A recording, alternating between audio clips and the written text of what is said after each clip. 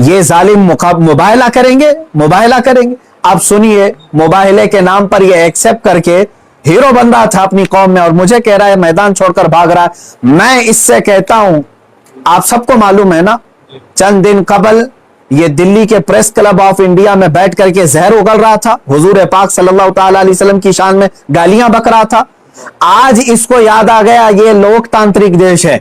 आज ये कह रहा है ये लोकतांत्रिक देश है, मौलाना क्या ऐसी परमिशन यहां मिलती है? तो खबीस के बच्चे, तुझे ये पहले मालूम नहीं था कि इस लोकतांत्रिक देश में किसी धर्म को गाली नहीं देना चाहिए? मलून नाजायज औलाद, तुझे ये नहीं मालूम कि लोकतांत्रिक देश में किसी धर्म को गाली नहीं दी जाती? जब तू देश के सारे संविधान का उल्लंघन करके जहर उगल सकता है, प्रेस क्लब ऑफ इंडिया में तुझे परमिशन दी जा सकती है, तो इस मुबाहले की परमिशन क्यों नहीं मिलती? ठीक है, तुझे मैदान में नहीं मिलती, प्रेस क्लब ऑफ इंडिया तेरे बाप का है ना, जहां बैठ करके तूने गालियां बकी थी। मैं आज फिर से कहता हूं मुसलमानों, जरा बराबर भी अपने दिल में हल्कापन महसूस नहीं करना। मैंने ये अपने घर की बात नहीं कही थी, 1400 साल से इस धरती पर इससे सड़े भी आए, इस्लाम का कुछ नहीं बिगाड़ सकते।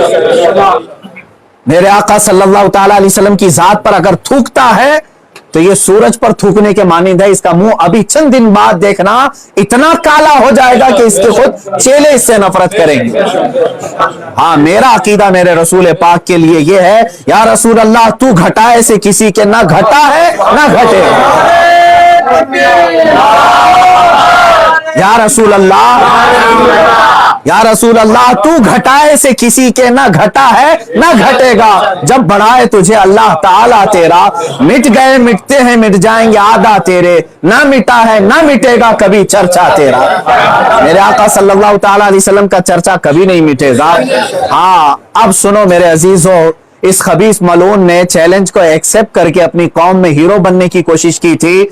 मैं फिर से कहता हूं, जिंदगी गुजर जाएगी, इसका पेशाब निकल जाएगा, मुबाहले के लिए नहीं आ सकता। मुबाहला बहुत दूर की बात है, मुबाहला बहुत दूर की बात है। मैं गवर्नमेंट से भी कहता हूं, प्रशासन से भी कहता हूं, यह बार बार भौंक रहा है और कह रहा है कि मुझे इस्लाम की सच्चाई बताना है, मुझे कुरान की सच्चाई बताना है। इसको एक बार बताने का मौका दे दिया जाए, इसको एक बार मौका दे दो हमारे सामने कि ये इस्लाम की सच्चाई बता दे।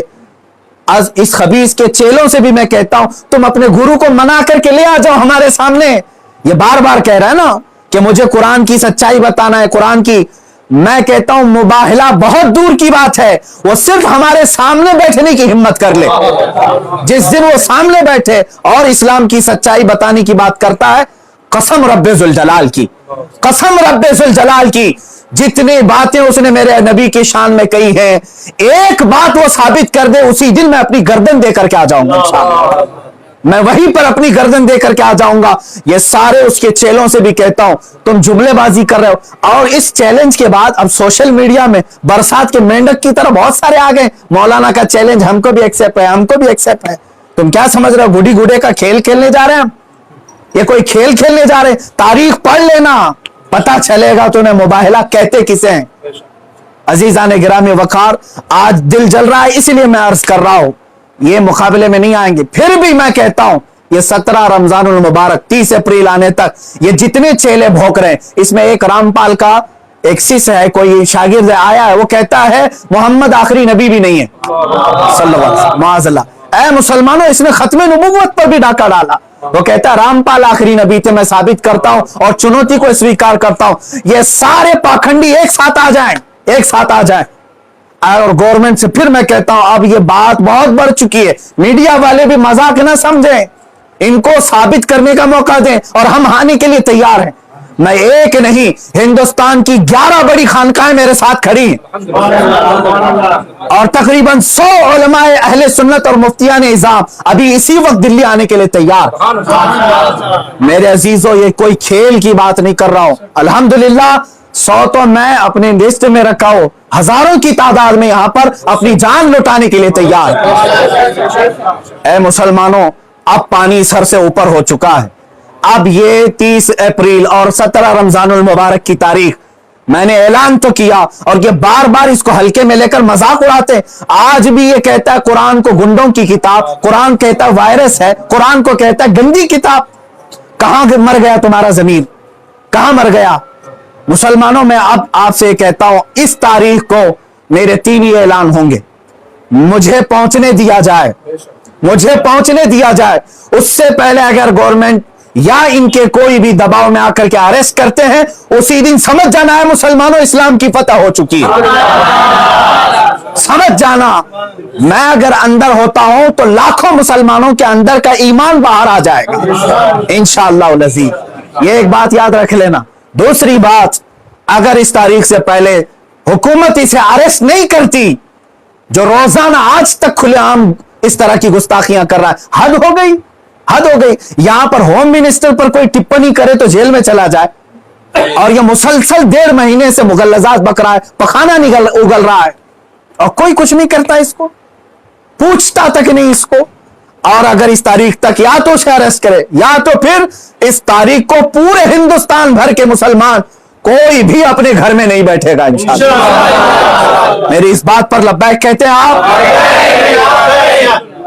आप सुन लें, इसलिए कि अब यहां पर हमारी जमीन जायदाद का मसला नहीं है। ये मत समझ लेना या जमीन मांगने के लिए आ रहे हैं, हुकूक मांगने के लिए आ रहे हैं। अरे मियां, अब तो हमारे जड़ की बात आ गई है।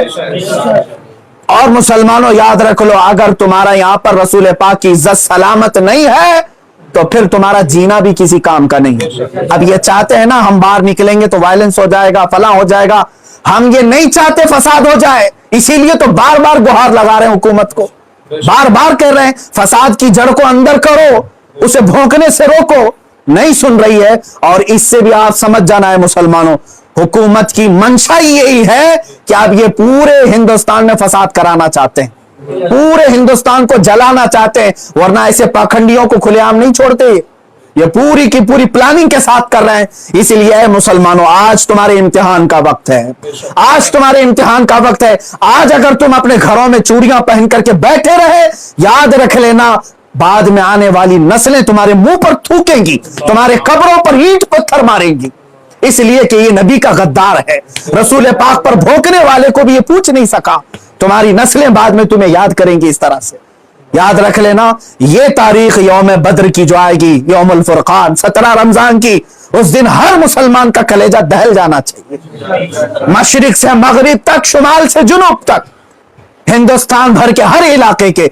और इस पाखंडी से फिर मैं कहता हूं, तुझे जहां की परमिशन मिले, मेरे नाम से एक लेटर इशू करके दे दे, मेरे नाम से एक लेटर इशू करके दे दे कि ये मुफ्ती सलमान अजहरी आ सकता है मेरे साथ, मुबाहिला बहुत दूर की बात, डिबेट कर सकता है।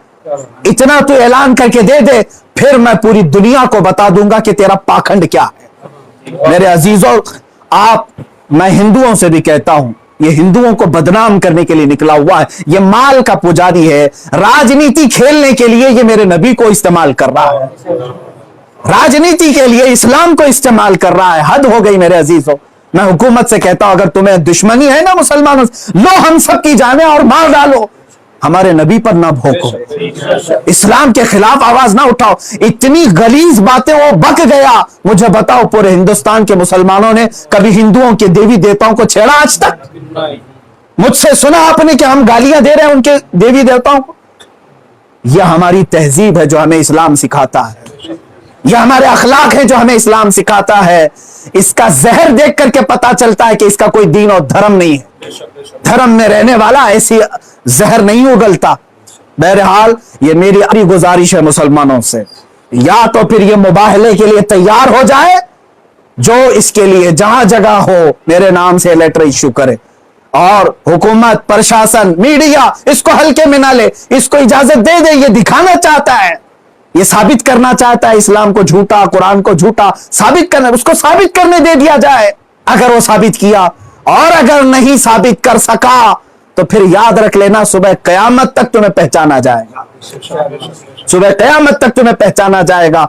अजीजा ने गिरामी वकार, ये मुबाहले की बात चलती रहेगी और मेरी ये चुनौती बरकरार रहेगी। वो कहता है मैदान छोड़ करके भाग रहा है, तू क्या समझता है कि तेरे जैसे पाखंडी हैं यहां पर? अल्हम्दुलिल्लाह हम हुसैनी हैं, अगरचे आल में ना हो, लेकिन हुसैनी किरदार हमने बचपन से सुना है। अरे हमारी माँ ने हमें गोद में हुसैन आजम के करबला की दास्तानें सुनाई। हम मात नहीं खा सकते, सर कटा सकते लेकिन सर झुका नहीं सकते इंशाअल्लाह अज़ीज। ऐ मुसलमानों, अपने जज्बों को बेदार रखो। कोई ये कहता है अगर कि ये जज्बात को भड़का रहे हैं, उससे सिर्फ ये कह देना जज्बात का नाम ही जिंदगी है। अब अगर नबी के नाम पर जज्बात नहीं बेदार हुए तो इससे बेहतर है कि तुम मर जाओ, सो जाओ। आप याद रख लेना, ये हुकूमत से भी मेरी गुजारिश है, अपील है। तुम वैसे भी मारना चाहते हो ना, हम आ जाते हैं। बाहर घुट घुट करके मरने से बेहतर है कि हम नामे मुस्तफा पर निकल करके मौत को कबूल करने को हम तैयार हैं। यूं भी तो किसी दिन हमको दुनिया से तो जाना। अल्लाह के हबीब सल्लल्लाहु ताला अलैहि वसल्लम की इज्जत का परचम बुलंद करके जाएंगे इंशाअल्लाह। सारी खानकाहें, सारे उलमा, सारे मदारी, सारी तहरीकें, सारी तंजीमें, सबसे मैं बड़े अदब से गुजारिश करता हूं, अब वक्त किसी के घर का नहीं, किसी की सज्जादगी का नहीं, किसी की प्रॉपर्टी का नहीं, बल्कि तुम्हारे जाने ईमान का सवाल आ चुका है। तुम्हारे ईमान की जान रसूलुल्लाह का सवाल है। लिहाजा आप सब एक साथ मिलकर के आवाज उठाएंगे, या तो फिर इस पाखंड को रोकेंगे या तो फिर हम इस जमीन पर बाकी नहीं रहेंगे। तो आखिर दावाना अल्हम्दुलिल्लाह हिंदुस्तान के, जिससे आप सब बाखबर हैं कि हुजूर पाक सल्लल्लाहु ताला अलैहि वसल्लम, इस्लाम, कुरान और रब्बे ज़ुल जलाल की शान में गुस्ताखी पे गुस्ताखी हो रही है। और मजीद ये कि ये गवर्नमेंट और हुकूमत की पुश्त पनाही में हो रही है। अगर ऐसा नहीं होता तो ये चंद खबीस खुले सांड की तरह 1.5 महीने से नहीं चीख रहे होते। अभी अभी जिस मलून नरसिंहानंद की गुस्ताखियां और मुगल्लजात और गालियां सुन करके हमारे दिल छलनी छलनी हो चुके थे, हम अब पानी सर से ऊपर हो चुका है। मुसलमान हालात इस कदर नाजुक हैं, मुझे ये समझ में नहीं आता अब तक कि हुकूमत इनको अरेस्ट क्यों नहीं करती। इनकी क्या मजबूरी है इनके साथ, या इनके खुद के ये पाले हुए कुत्ते हैं। ये मुसलसल रोजाना वीडियो अपलोड करते हैं, क्या इनको पुलिस पूछती तक नहीं है कि तुम इस तरह सांप्रदायिक माहौल कर रहे हो, फितना फैला रहे हो, हिंदुस्तान में अमन अमान खराब कर रहे हो? इनको पूछने वाला भी कोई नहीं है। आज की बात मैं बता रहा हूं, दिल छलनी हो चुका था। मुझे मालूम है कि इनको अब पुलिस अरेस्ट भी नहीं करती और हमारे एहतजाजात और हमारे प्रोटेस्ट से भी कुछ नहीं होता। तो इस फकीर कादरी ने उसको मुबाहले का चैलेंज दिया था कि अगर तू अपने बात में सच्चा है तो आ जा, सामने आ जा और देख लिया जाए, पूरी दुनिया भी देख लेगी कि एक मर्तबा हम सामने बैठ करके मुबाहला कर लें। मुबाहला जानते हैं, अभी जो सबको पता हो चुका है, उनकी जुबान में अग्नि परीक्षा। मेरे इस चैलेंज को उसने स्वीकार किया था, एक्सेप्ट किया था। लेकिन यह भी मैं बता दूं कि क्यों एक्सेप्ट किया उसने। वो बिल में बैठा हुआ चूहा, उसे मालूम था कि गवर्नमेंट इस तरह करने की इजाजत देती नहीं, इसलिए वो अपने कौम में हीरो बनने के लिए इस तरह की चैलेंज को एक्सेप्ट तो कर लिया। वरना आप सबको मालूम है मेरे मुसलमानों के पाखंडी और बलात्कारी और माल का पुजारी, उसके अंदर मुबाहला करने की ताकत है। मुबाहला कर सकता है वो, उसका उसके खुद के दीन और धर्म से कोई ताल्लुक नहीं है। मैं ये चैलेंज के साथ कहता हूं, सनातन धर्म से भी उसका कोई ताल्लुक नहीं है। अब मैं जब बार बार उसको ललकारता रहा तो अभी जाकर के अब वो मेरे जवाब में कहता है, मौलाना मैदान छोड़ करके भाग रहा है, परमिशन की जिम्मेदारी मेरे ऊपर डाल रहा है। आप सब ठंडे दिमाग से सोच करके बताएं, परमिशन की जिम्मेदारी इसको ना दूं तो और किसको दूं? इसलिए कि ये इसके आज हुकूमत इसकी पुश्त पनाही में है और ये नाजायज औलाद में से है उनकी। सारी परमिशन वगैरह की जिम्मेदारी तो तुम्हारी हाथ में है ना, मुझे परमिशन की जरूरत नहीं है। इंशाअल्लाह अज़ीज, जिस दिन भी तू तैयार हो जाएगा मेरी आखिरी सांस तक, उस दिन भी मैं मुबाहले के लिए हाजिर हो जाऊंगा। उस दिन भी हाजिर हो, 1 इंच भी पीछे नहीं हटूंगा इंशाअल्लाह। इसलिए कि ये मेरे जुमले नहीं है, ये मेरे दीन की हक्कानियत है, ये रसूल पाक सल्लल्लाहु ताला अलैहि वसल्लम की सच्चाई है और कुरान पाक की अजमत है जो हमारे दिलों में कूट